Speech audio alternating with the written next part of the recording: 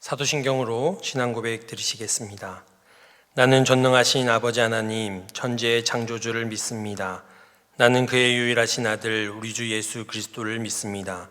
그는 성령으로 잉태되어 동정녀 마리아에게서 나시고 본디오 빌라도에게 고난을 받아 십자가에 못 박혀 죽으시고 장사된 지 사흘 만에 죽은 자 가운데서 다시 살아나셨으며 하늘에 오시어 전능하신 아버지 하나님 우편에 앉아 계시다가 거기로부터 살아있는 자와 죽은 자를 심판하러 오십니다.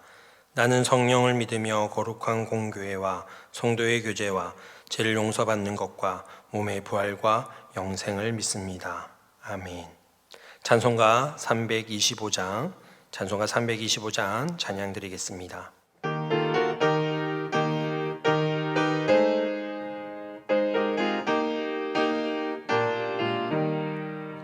예수가 함께 계시니 시험이 오나 겁없네. 기쁨의 근원 되시는 예수를 위해 삽시다. 날마다 주를 섬기며 언제나 주를 기리고 그 사랑 안에 살면서 딴 길로 가지 맙시다.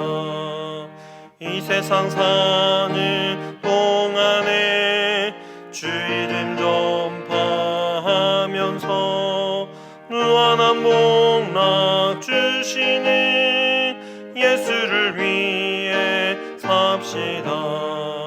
날마다 주를 섬기며 언제나 주를 기리고 그 사랑 안에 살면서 딴 길로 가지 맙시다.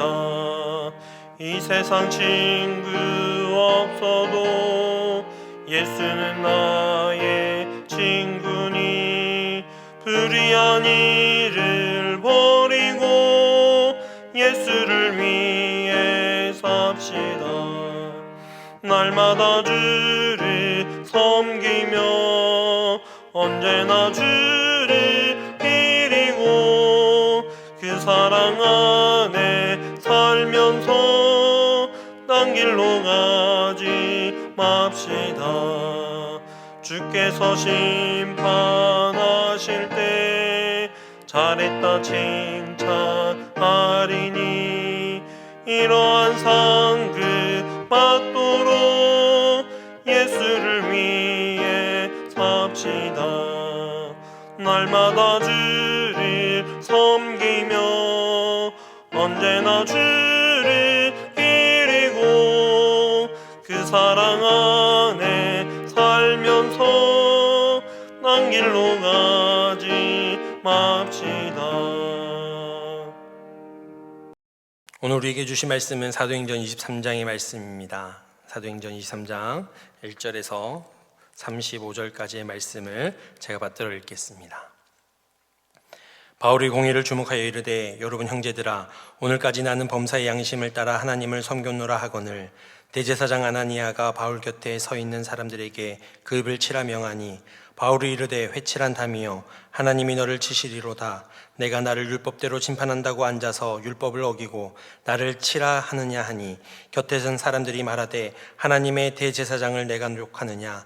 바울이 이르되 형제들아 나는 그가 대제사장인 줄 알지 못하였노라. 기록하였으되 너희 백성의 관리를 비방하지 말라 하였느니라 하더라. 바울이 그중 일부는 사두개인이요 다른 일부는 바리새인인 줄 알고 공회에 외쳐 이르되 여러분 형제들아 나는 바리새인이요 또 바리새인들의 아들이라. 죽은 자의 소망 곧 부활로 말미암아 내가 신문을 받노라.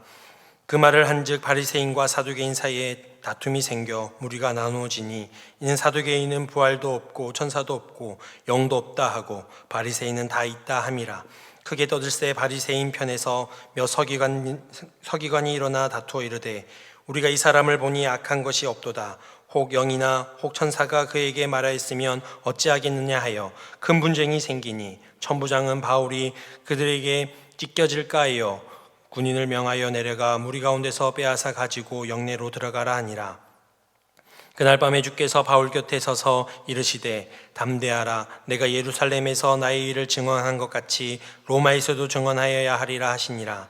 날이 새매 유대인들이 당을 지어 맹세하되 바울을 죽이기 전에는 먹지도 아니하고 마시지도 아니하겠다 하고 이같이 동맹한 자가 40여 명이더라. 대제사장들과 장로들에게 가서 말하되 우리가 바울을 죽이기 전에는 아무것도 먹지 않기로 굳게 맹세하였으니 이제 너희는 그의 사실을 더 자세히 물어보려는 척하면서 공회와 함께 천부장에게 청하여 바울을 너희에게로 데리고 내려오게 하라. 우리는 그가 가까이 오기 전에 죽이기로 준비하였노라 하더니 바울의 생질이 그들이 매복하여 있다 함을 듣고 와서 영내에 들어가 바울에게 알린지라. 바울이 한 백부장을 청하여 이르되 이 청년을 천부장에게로 인도하라. 그에게 무슨 할 말이 있다 하니 천부장에게로 데리고 가서 이르되 제수 바울이 나를 불러 이 청년이 당신께 할 말이 있다 하여 데리고 가기를 청하였나이다 하매 천부장이 그의 손을 잡고 물러가서 조용히 묻되 내게 할 말이 무엇이냐. 대답하되 유대인들이 공모하기를 그들이 바울에 대하여 더 자세한 것을 묻기 위함이라 하고 내일 그를 데리고 공회로 내려오기를 당신께 청하자 하였으니 당신은 그들의 청함을 따르지 마옵소서. 그들 중에서 바울을 죽이기 전에는 먹지도 않고 마시지도 않기로 맹세한 자 40여 명이 그를 죽이려 숨어서 지금 다 준비하고 당신의 허락만 기다리나이다 하니 이에 천부장이 청년을 보내며 경계하되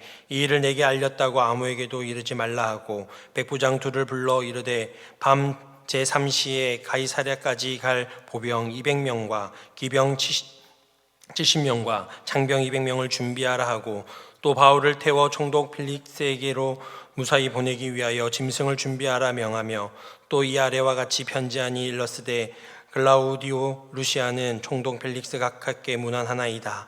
이 사람이 유대인에게 잡혀 죽게 된 것을 내가 로마 사람인 줄 들어 알고 군대를 거느리고 가서 구원하여다가 유대인들이 무슨 일로 그를 고발하는지 알고자 하여 그들의 공회로 데리고 내려갔더니 고발한 것이 그들의 율법 문제에 관한 것뿐이요 한 가지도 죽이거나 결박할 사유가 없음을 발견하였나이다. 그러나 이 사람을 해하려는 관계가 있다고 누가 내게 알려주기로 또 당신께 보내며 또 고발하는 사람들도 당신 앞에서 그에 대하여 말하라 하였나이다 하였더라. 보병이 명을 받은 대로 밤에 바울을 데리고 안디바드리에 이르러 이튿날 기병으로 바울을 호송하게 하고 영내로 돌아가니라. 그들이 가이사랴에 들어가서 편지를 총독에게 드리고 바울을 그 앞에 세우니 총독이 읽고 바울더러 어느 영지 사람이냐 물어 길리기아 사람인 줄 알고 이르되 너를 고발하는 사람들이 오거든 내 말을 들으리라 하고 헤롯궁에 그를 지키라 명하니라. 아멘. 할렐루야. 오늘 하나님께서 주신 말씀을 통하여서 우리의 삶 가운데에 복음을 가지고 주의 뜻하신 대로 살아갈 수 있는 저와 여러분이 되기를 간절히 소망합니다. 오늘 본문 말씀에 바울이 위기에 처한 모습을 보여주고 있습니다. 바울은 자신을 변호해야만 하는 상황이었습니다. 그런데 바울의 자신의 변호는 오히려 자신의 삶 속에서 살아 역사하시는 주님을 증거하는 복음의 선포가 되는 것을 볼 수 있습니다.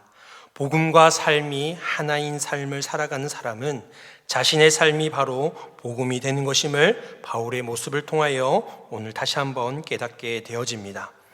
바울의 위기 가운데 그 상황을 이끌어 가시는 하나님의 뜻 가운데 교회의 존재의 근거와 하나님의 섭리를 통해서 이루어 가시는 하나님 나라에 대해 오늘 함께 더욱 묵상하기를 간절히 소망합니다.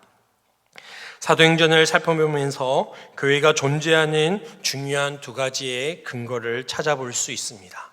첫 번째는 오늘 말씀에도 등장하는 바로 양심입니다. 사도행전에서 그리스도를 믿는 일을 길이라고 표현하고 있습니다. 이 길은 예수 그리스도를 따르는 길이요 좁은 길이었습니다. 그리고 소수의 사람들만이 걸어가는 길로 표현되어집니다. 초대교회는 그 길을 가고자 했던 많은 그 초대교회인 성도들이 하나님의 그 뜻하신 뜻을 가지고 한 걸음 한 걸음 살아가기에 힘겨운 걸음을 하게 되어졌습니다. 초대교회가 그들만의 길을 걸어갈 수 있는 근거가 될 수 있었던 것은, 그 어려운 길을 걸어갈 수 있었던 것은 바로 양심이었습니다. 오늘 본문 1절 말씀에 바울이 고백하듯이 사도들도 그랬고 초대교회 그리스도인들도 그러했습니다. 이 양심은 단순히 양심이 아니라 그들이 성령 안에서 거듭나 무엇을 먹든지 마시든지 행동을 하거나 결정을 할 때에 드러나는 양심을 말하는 것입니다. 그들이 그럴 수 있었던 것은 바로 믿음이 부활하여 살아계신 주님과 살아있는 교제 속에서 이루어져 있는 삶의 근거가 되었기에 그들은 그 양심을 가지고 살아낼 수 있었던 것입니다. 복음을 전하는 자들에게 요구되어지는 것은 바로 하나님 앞에서 바른 믿음이 필요합니다. 복음 증거자는 매 순간 하나님 앞에서 행동하고 살아야 합니다. 하나님 앞에서 정직히 행할 때에 우리에게는 두려울 것이 없습니다. 그리스도인은 성령께서 주관하시는 양심을 따라 판단하여 살아가게 됩니다. 그럴 때에 교회가 교회다워지고 하나님 나라를 이뤄갈 수 있습니다. 3절 말씀에 바울이 이르되 회칠한 담이여 하나님이 너를 치시리로다. 내가 나를 율법대로 심판한다고 앉아서 율법을 어기고 나를 치라 하느냐 하니. 이 이야기는 바울이 대제사장 아나니아를 향하여서 회칠한 담이라 이야기하며 그의 종국을 찌르는 말을 하고 있습니다. 회칠한 담이란 겉과 속이 다른 전혀 위선적인 사람을 일컫습니다. 아나니아는 로마 권력을 배후 삼아 모순적인 삶을 살았던 사람이었습니다. 그래서 그의 삶 속에서는 끊임없는 유혹을 만나게 되어지고 그 유혹 속에서 자신의 양심을 버리고 살아갈 수밖에 없는 그런 삶을 살았습니다. 바로 양심의 기준이 어디에 있느냐에 따라 흔들리기도 하고 그것을 이겨내기도 합니다. 우리의 양심의 기준은 우리 안에서 찾을 수 있는 것이 아니라 세상의 죄를 짊어지고 십자가를 지시고 그리고 다시 사신 예수 그리스도께 있음을 우리는 깨달아야 합니다. 이것이 바로 초대교회 그리고 교회가 교회다워지는 그 존재가 바로 이것입니다. 우리가 그 양심을 가지고 살아갈 때에는 복음 전도자가 되지만 그 양심을 잃어버릴 때에는 바로 위선자가 되어진다는 사실을 우리는 기억해야 할 것입니다. 두 번째로 양심의 기준이 되는 부활의 소망을 우리는 생각할 수 있습니다.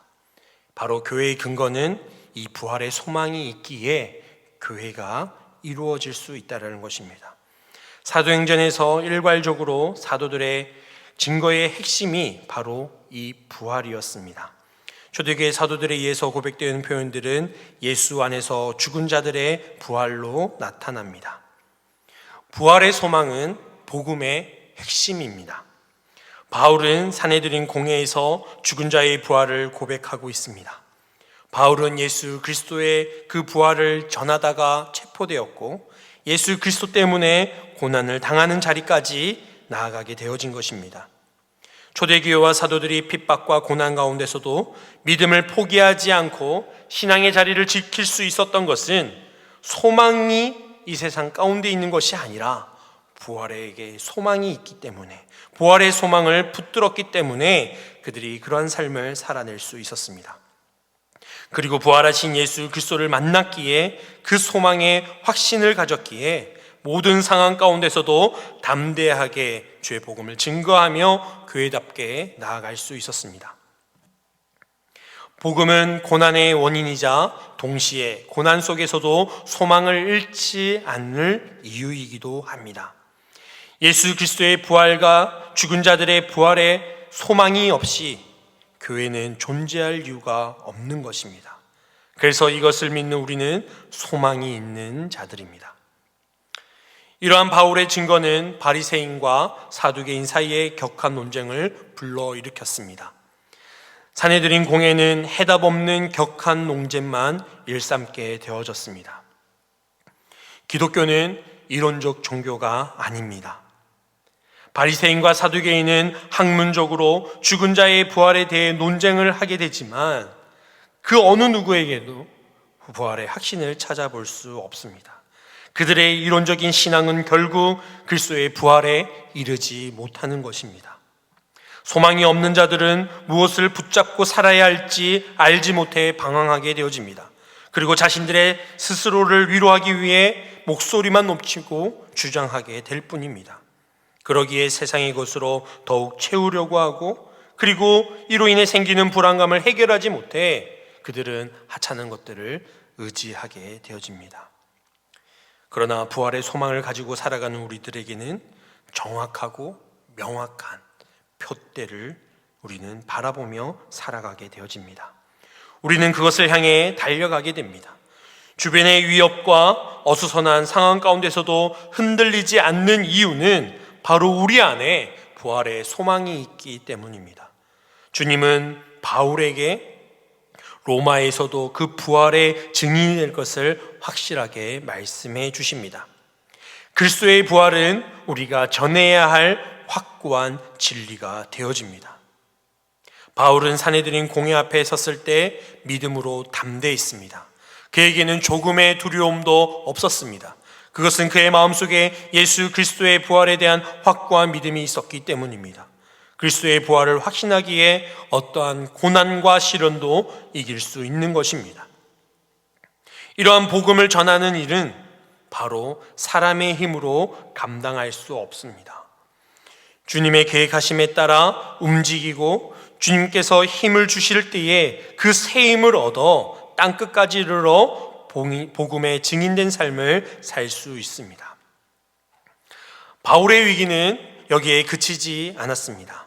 오늘 본문 말씀을 보니 바울을 죽이려고 맹세한 자들이 무려 40여 명이 있었습니다. 그들은 바울을 죽이기 위해 결사적으로 헌신한 자들입니다. 그들은 이웃을 사랑하고 섬기는 일에는 관심도 없었지만 바울을 죽이기 위해서는 그들의 목숨을 걸었습니다. 시편 2편 말씀에 보면 기록된 이방 나라와 세상의 군왕들처럼 헛된 일에 열심을 내고 있는 그 모습이 바로 그들의 모습이었습니다. 악한 자들은 언제나 거짓되고 악한 일에 자신들의 열정을 쏟아 붓습니다. 이들은 자신의 맹세가 하나님 앞에서 의로운 행위라고 여겼을 것입니다. 율법을 수호하기 위해 바로 바울을 죽이는 것이 그들은 옳다고 여겼던 것입니다. 사람들은 그릇된 종교적 신념에 얼마든지 빠질 수 있습니다. 그러나 진리가 없는 종교는 폭력과 살인을 갖게 되어집니다. 외적으로는 그들이 대제사장, 그리고 그들의 체계, 전통과 관습 등으로 나타나지만 실제로는 그들이 절대시하는 자신들의 안녕과 평안, 그리고 그들이 자신의 사리사욕을 채우려고 하는 자신의 자아가 바로 잘못된 그릇된 진리를 쫓는 그들의 신념이 되어져 버린 것입니다. 에베소서 4장 17절에서 18절 말씀에 그들의 생각이 어두워지고 그들 중에서 있는 무지함의 죄악들과 마음의 완고함으로 하나님의 생명에서 멀리 떠나는 자, 바로 그것이 그들의 모습이었던 것입니다. 거짓과 욕망, 개인의 이기심, 세상의 가치들이 참된 진리신 하나님을 멀리하게 만듭니다. 하나님을 멀리하는 것이 바로 죄악인 것입니다. 정치, 경제, 그리고 현재 코로나19 사태를 바라보면서 우리의 모습이 이와 같음을 느끼게 되어집니다. 서로 자신들이 옳다는 식의 판단과 정죄들이 우리가 얼마나 우리의 신념이 그리고 우리의 영적인 것이 타락했는지를 깨닫게 하고 있습니다. 많은 사람들은 자신들의 목적을 달성하기 위해 하나님을 두려워하지 않고 얼마든지 자신의 소견에 옳은 대로 행동하는 것을 볼 수 있습니다. 그러나 참된 진리를 따르는 저와 여러분들은 하나님이 주시는 그 은혜 안에서 하나님이 뜻하신 그것을 이루어가며 바로 이 땅 가운데에 참된 자유로 진리로 자유를 선포해야 할 줄 믿습니다. 복음을 전하는 자는 하나님을 모르는 사람뿐만 아니라 하나님을 안다 하면서도 불의를 행하는 사람에 의해서도 시련과 또한 핍박을 겪게 되어집니다. 오늘 본문에서도 바울을 죽이고자 하는 자들도 그들은 종교적 공의에까지 악용하면서 바울을 핍박하고 죽이고자 하는 것을 볼 수 있습니다. 그러나 하나님은 복음의 전도자 바울의 생명을 지키시고 보호하십니다. 그에게는 로마에서 복음을 전해야 할 사명이 있습니다. 사명이 있는 바울을 하나님께서는 끝까지 지키십니다. 악인들은 음모를 꾀하지만 하나님은 의인을 보호하십니다. 이것은 우연이 아니라 하나님의 섭리인 것입니다. 하나님은 더 많은 사람들이 복음을 들을 수 있도록 복음의 일꾼들을 지키시고 보호하시고 끝까지 인도하시는 것을 볼 수 있습니다. 영적 전쟁터와 같은 우리의 삶 속에서도 우리 스스로의 삶 속에 하나님께서는 하나님의 섭리하심을 나타내시고 그것을 이루기까지 우리를 지키시고 이끄심을 우리는 믿어야 할 것입니다. 우리 삶 속에서 우리는 스스로 그 공격해오는 여러 가지 어려움 속에서 대비하고 그리고 그것을 이겨내는 데엔 한계가 있습니다. 적들이 언제 어디서 어떤 방식으로 공격해올지 우리는 도무지 알 수 없습니다. 10사람이 도둑 한 사람을 당하지 못한다는 말이 있듯이 공격에 대한 대처도 필요하지만 그것으로부터 모든 공격을 막아낼 수 있는 것은 아니라는 것입니다. 그래서 하나님은 우리를 붙드시고 우리를 지키신다 말씀하시는 것입니다. 그래서 우리는 하나님을 온전히 의지해야 할 줄 믿습니다. 왜냐하면 하나님은 졸지도 주무시지도 않으시는 파수꾼이시고 우리를 모든 위기 가운데서 지켜주시는 보호자이시기 때문입니다. 바울은 하나님을 전적으로 신뢰하는 사람이었습니다. 하나님을 신뢰하는 사람은 하나님의 섭리를 경험하게 되는 것입니다. 기적적인 섭리로 성도를 보호하는 것이 하나님의 몫이라면 그런 하나님을 의지하고 지혜롭게 처신하는 것은 바로 우리의 몫입니다. 복음을 전하는 자는 거센 공격을 받지만 그보다 더 강한 하나님의 은혜를 경험할 수 있는 것입니다. 이 모든 일은 전능하신 하나님의 뜻과 계획하신 대로 이루어집니다. 하나님의 계획 안에서 우리의 사명이 있음을 우리는 기억해야 합니다. 하나님의 그 섭리 가운데에 우리는 복음의 그 사명을 더욱더 부여잡고 나아가야 할 줄 믿습니다. 복음 전하는 길은 꽃길을 걷는 것이 아닙니다. 바울도 공의의 공격과 위협 그리고 자신을 암살하려는 자들의 그 살해의 위협을 받게 되어졌을 때에 두렵고 또한 무서웠을 것입니다. 인간적인 관점에서는 절망과 좌절이 있는 그런 상황이었습니다. 그러나 복음은 그 박해의 역풍을 맞으면서 오히려 전파되어지는 것을 볼 수가 있습니다. 항상 복음이 증거되어질 때에 동시에 방해와 시련은 항상 있는 것을 볼 수가 있습니다. 복음의 일꾼을 지키시고 보호하시는 하나님의 역사와 은혜는 바로 그러한 박해와 방해와 시련 가운데에 분명하게 드러나는 것을 우리는 보게 되어집니다. 사람은 어려움을 당할 때에 그 어려움 자체에 주목하기 쉽습니다. 하지만 하나님은 사람이 당하는 어려움을 통해 하나님의 그 뜻과 계획하심을 이루어 가십니다. 성도들이 겪는 시련과 어두움 속에는 하나님의 분명한 뜻이 있습니다. 그 뜻을 기다리고 주목하고 기다리시기 바랍니다. 하나님께서는 반드시 일하고 계시고 그것을 이루어 가십니다. 하나님은 이미 바울을 로마로 보내기로 계획하셨습니다. 하나님은 이 일을 이루기 위해 로마의 공권력을 사용하셨습니다. 천부장은 로마 시민권을 가진 바울을 유대인 암살단으로부터 적극적으로 보호합니다. 바울을 가이사랴로 호송하는 데에 470명의 로마 병력이 동원됩니다. 바울은 로마에서 복음을 전하라는 하나님의 뜻을 이루기 위해 아이러니하게도 로마의 공권력의 보호를 받으며 그 자리까지 나아가게 되어집니다. 하나님은 모든 상황 가운데서 하나님의 방법대로 하나님의 뜻을 이루어 가십니다. 우리가 생각할 수 없는 그러한 방법으로 하나님은 일하고 계십니다. 우리가 생각하는 상상하는 그것보다 훨씬 탁월한 방법으로 주님께서는 역사하고 계신 것입니다. 세상의 모든 권세가 다 하나님의 손 안에 있음을 믿습니다. 결국 바울은 로마 법정에 서게 되어집니다. 그를 고발한 사람들이 법정에 출두하면 바울의 변론이 이제 시작될 것입니다. 이 재판이 있기까지 하나님은 그 바울을 지키시고 인도하시고 보호하시는 것입니다. 그것은 바로 이 재판이 바울을 억울한 죽음으로 내모는 자리인 듯 보이지만 하나님께서는 그 자리를 복음 전파의 자리로 삼으시고 만드셨습니다. 유대인이 아닌 이방인을 향한 복음 선포의 자리에 하나님의 방법으로 바울을 세우신 것입니다. 세계의 패권을 쥐고 있었던 로마의 복음이 깃들기 시작했던 것은 바로 이것으로부터 시작된 것입니다. 그 복음이 우리에게 전달해지기까지 이처럼 하나님께서는 하나님의 사람들을 통하여 환경과 상황들을 통하여 어렵고 힘든 가운데서도 하나님의 역사를 일으키시고 일어나게 하셔 그것을 이루신 것을 우리는 경험하게 되어졌습니다. 지금도 하나님의 그 역사는 일어나는 줄 믿습니다. 하나님의 역사는 바로 복음을 전하는 자들을 통하여 이루어지는 것입니다.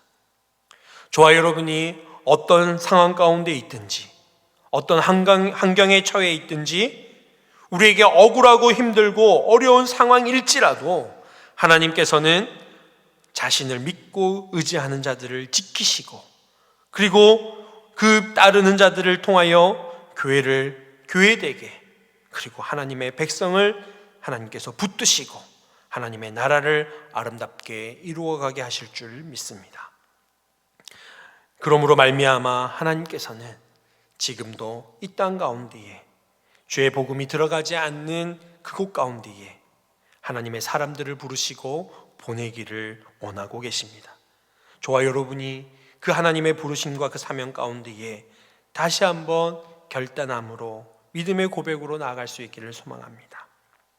오늘 바울의 모습을 통하여서 어렵고 힘든 가운데에 위기 가운데에 그럼에도 불구하고 그 신념 가운데에 하나님이 주시는 그 바른 양심과 그리고 무엇보다 부활의 소망을 붙들며 살아가는 그 믿음의 모습을 통하여 저와 여러분 또한 험한 세상을 살아가며 믿음의 양심을 지키고 그리고 부활의 소망을 붙들며 살아갈 수 있기를 소망합니다. 그런 자들은 바로 주의 복음을 위하여 부르심을 받고 그 복음을 위하여 귀하게 쓰임받는 자들이 되어질 줄 믿습니다. 그럴 때에 하나님께서는 저와 여러분 삶 가운데에 하나님의 그 섭리하심과 계획하심을 이루시고 이끄셔서 오늘도 일하시는 그 하나님을 경험하게 되어질 줄 믿습니다. 오늘도 하나님의 섭리 가운데에 주님을 의지하며 인도하심에 따라 주님을 온전히 바라보며 살아가시는 저와 여러분 되기를 간절히 소망합니다. 기도하시겠습니다. 오늘도 우리와 함께 하시고 늘 지키시고 인도하시는 하나님 아버지 감사드립니다. 이 세상을 살아가는 동안에 때론 힘들고 어려운 일을 당할지라도 우리 주님을 의지하며 살아가게 하시고 우리의 삶에 계획하시고 이끄심을 믿고 주님과 함께 동행하는 저희들이 되게 하여 주옵소서. 날마다 우리에게 허락하신 그 말씀을 통하여 새 힘을 얻게 하시고 늘 참된 진리 안에 거하며 구별된 믿음으로 살아가는 저희들 되게 하여 주옵소서. 함께 모여 예배하지는 못하는 영적으로 육적으로 어렵고 힘든 상황 가운데서도 늘 우리와 함께 하시는 성령님으로 말미암아 성령의 충만하심으로 삶으로 예배하는 자들이 되게 하시고 코로나19로 고통당하는 이 나라와 이 민족과 또한 세계와 여러 나라들을 위하여 함께 기도함으로 하나님의 뜻하심을 기다릴 수 있는 저희 모두가 되게 하여 주옵소서. 특별히 우리 신영교회를 사랑하여 주시고 하나님의 사랑과 은혜가 넘치게 하시니 감사를 드립니다. 날마다 구원받는 자들이 더하여지는 생명을 살리는 구원의 방주로서의 역할을 감당하는 교회 되게 하여 주옵소서. 성령 안에서 하나님의 나라를 아름답게 이루어가는 교회가 되게 하여 주옵소서. 담임 목사님을 주의 손으로 붙드시고 영과 육이 강건하게 하여 주시며 주님 주신 비전을 이루어가게 하여 주시고 성도들의 삶을 살피며 목양하실 때에 부족함이 없도록 어려운 일 당하지 아니하도록 주님께서 붙드시고 인도하여 주옵소서. 함께 동역하는 부교육자들과 당회와 재직과 모든 성도들이 하나님 나라를 이루어가기 위하여 합력하게 하여 주시고 하나님의 거룩한 사역들을 순종함으로 잘 감당하게 하여 주옵소서. 성도들의 삶을 지켜 주옵소서. 모든 질병과 어려움 가운데서 지켜주시고 생업과 가정과 자녀들의 삶 속에서도 어려운 일 당하지 아니하도록 하나님께서 지켜보호하여 주옵소서. 괴롭고 힘든 상황 가운데서도 주님을 의지하게 하시고 주님을 붙들게 하여 주옵소서. 코로나19 사태가 하루속히 종식되게 하여 주옵소서. 확산을 막기 위해 노력하고 있는 정부와 관계부처와 의료 관계자들에게 새 힘을 공급하여 주시고 하나님께서 주시는 지혜와 능력으로 방역과 치료를 잘 감당할 수 있도록 주님 인도하여 주옵소서. 이 일들로 인하여 한국교회와 우리의 신앙생활이 위축되지 않게 하시고 모든 상황 가운데서도 주님을 바라보며 믿음의 삶으로 주님께 영광 돌리는 저희들 되게 하여 주옵소서. 날마다 우리의 삶 가운데 동행하여 주시는 주님께 감사드리오며 예수님의 이름으로 기도드리옵나이다. 아멘. 하늘에 계신 우리 아버지, 아버지의 이름을 거룩하게 하시며 아버지의 나라가 오게 하시며 아버지의 뜻이 하늘에서와 같이 땅에서도 이루어지게 하소서. 오늘 우리에게 일용할 양식을 주시고 우리가 우리에게 잘못한 사람을 용서하여 준 것 같이 우리 죄를 용서하여 주시고 우리를 시험에 빠지지 않게 하시고 악에서 구하소서. 나라와 권능과 영광이 영원히 아버지의 것입니다. 아멘.